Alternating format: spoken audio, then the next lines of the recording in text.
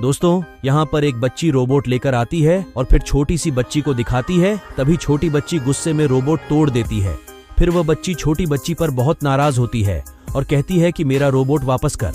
तभी इतने में छोटी बच्ची के पापा आकर कहते हैं कि बेटा लड़ो मत, मैं तुम लोगों के लिए अभी बहुत सुंदर लकड़ी का रोबोट बना देता हूँ। तो दोस्तों, छोटी बच्ची के पापा लकड़ी का रोबोट बना पाएंगे या नहीं, ये देखने से पहले यदि आप महादेव को सच्चे मन से मानते हो तो इस वीडियो को लाइक करके चैनल को सब्सक्राइब कर लीजिए और कमेंट में हर हर महादेव जरूर लिखिए। तो दोस्तों, कुछ देर बाद छोटी बच्ची के पापा लकड़ी का बहुत सुंदर रोबोट बना देते हैं और फिर बच्ची बहुत खुश हो जाती है।